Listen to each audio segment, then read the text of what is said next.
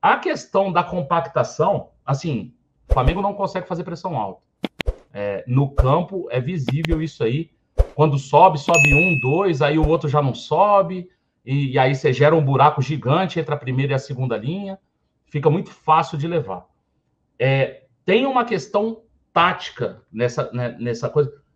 Eu não gosto muito de falar na questão do tactiquez, não, porque tem muita gente que não entende, não gosta, acha chato. Mas é o seguinte, a gente tem 5 jogadores, né? Gerson e o quarteto, né? Everton Ribeiro, Arrascaeta, Pedro e Gabigol. São 5 jogadores. O Gerson nunca foi de ter intensidade para marcar. Nunca. Nem na primeira passagem. É um jogador mais clássico e tal, cadencia mais o jogo, prende mais a bola, mas nunca foi um pegador. Nunca foi, pitbull. Nunca foi, né? Então, assim, a gente já tem um jogador ali que faz ali a sua recomposição, é um segundo volante, mas não, né? Tem certa dificuldade. Nós temos 4 jogadores aí para frente. O Everton Ribeiro consegue recompor. E eu acho que é o único desses 4 que consegue recompor. A gente fica com Pedro, Gabigol e Arrascaeta com muita dificuldade de recomposição. Mas muita dificuldade. Pode ser uma questão física, né? Depois do pênalti ali sofrido pelo Arrascaeta, o Arrascaeta se agacha algumas vezes em campo ali. Eu não sei se isso passou na televisão em algum momento, alguém falou, mas no campo, assim, ele meio que sinalizava ter algum problema. Depois até falou que não, né? Na entrevista lá depois até falou que não. Mas, assim, a gente tem 3 jogadores com muita dificuldade de recomposição. E aí, para jogar em alto nível, vai ficar complicado. Ou o Flamengo melhora muito o condicionamento físico e consegue fazer esses jogadores voltarem, ou vai ser muito complicado a questão da recomposição. Por que eu falo que o Dorival achou uma solução?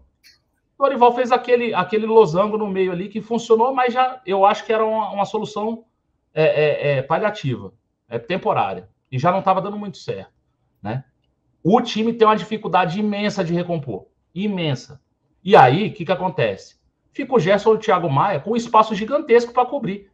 A gente viu, principalmente no segundo tempo também, mas no primeiro tempo, o Gerson tinha que cobrir o Ayrton Lucas, mais direto. Por que isso não acontecia em 2019? A gente tinha o Bruno Henrique. O Bruno Henrique conseguia recompor. O Bruno Henrique fazia muitas vezes a recomposição e deixava o Arrascaeta na frente, né? Então, a gente sofreu muito pelo lado esquerdo, no primeiro e no segundo tempo. Por quê? A nossa marcação ficou com o Gerson e Ayrton Lucas só. A gente não tinha esse terceiro jogador recompondo por ali. Do lado direito, a gente tinha o Everton Ribeiro. Então, você pegava ali o Everton Ribeiro, o Thiago Maia e o Varela, né? Enquanto o Varela estava em campo. Você conseguia ali ainda se livrar bem ali do lado direito. Do lado esquerdo, cara, é uma negação. Os caras não recompõem, irmão. Então, assim, se a gente coloca esses jogadores em um nível físico tal, que esses caras consigam recompor, e aí, claro, tem que ter um trabalho tático também para esses caras saberem os gatilhos de quando voltar, de quando recompor, ou então a gente vai ter que abrir mão de alguém.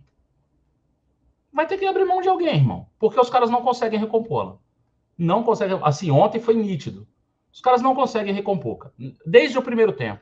Então, assim, tem um problema tático aí que vai ser meio complicado da gente poder solucionar com relação aos jogadores que a gente tem. A gente não tem mais esse jogador brigador, pitbull ali. O João Gomes, ele cobriu uma extensão muito grande de campo. E era um jogador que mordia, era um jogador que batalhava ali pela bola. O Gerson não tem essas características, né? E a gente não consegue recompor desde o ano passado isso, né? No ano passado, muito mais por questões físicas. Esse ano, eu não sei se o Vitor Pereira já tem alguma solução para isso aí. Eu acho que não. Não acho que é só questão de treinamento, não. Vai ter que mudar alguma característica, alguma coisa, para esses caras começarem a conseguir recompor. Assim, cara, você falou do Bruno Henrique. O Bruno Henrique contribuía e conseguia, né, retornar para marcar. Eu entendo, e aí eu concordo contigo, mas o Arrascaeta vai ter que mudar um pouco. E aí eu lembro do Arrascaeta também fechando muito aquela linha ali de 4 no meio de campo, na época do Jorge Jesus. Então, assim, eu fico meio que na dúvida se é só a ausência do Bruno Henrique que deixou essa vulnerabilidade ali do lado esquerdo. Entendeu? Não, não é. É característica dos jogadores. Os caras não estão conseguindo recompor. Cara, eu não sei se é característica ou então se é a falta de organização e posicionamento. Porque é o seguinte, cara, vou ser muito franco. A imagem que eu tive ontem, né, assistindo pela TV, é que a todo momento o time do Palmeiras tinha pelo menos um jogador a mais do que a gente. Muito bem distribuído o time do Palmeiras em campo, muito bem, né, postado em campo, e aí isso facilita.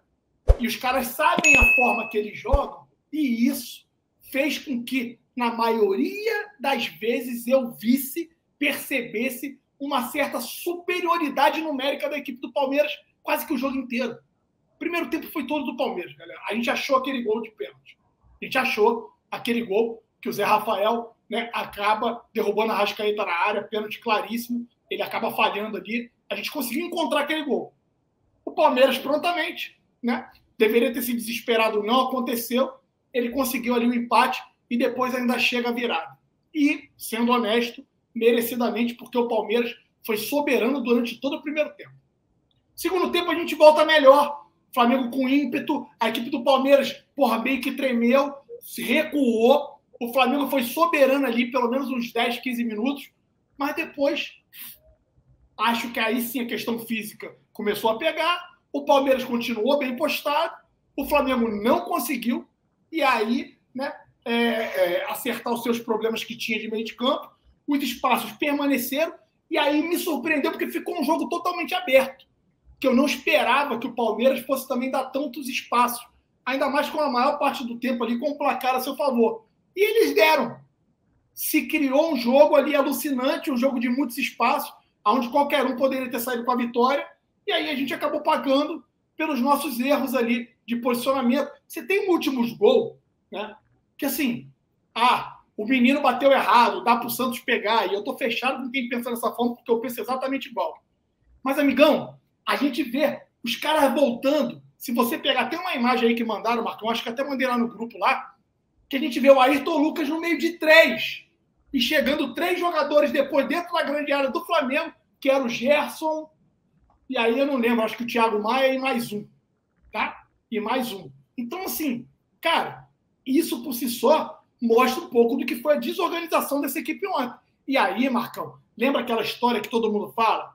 Que, porra, quem corre errado corre mais? Corre 2 vezes? Porque tá correndo errado?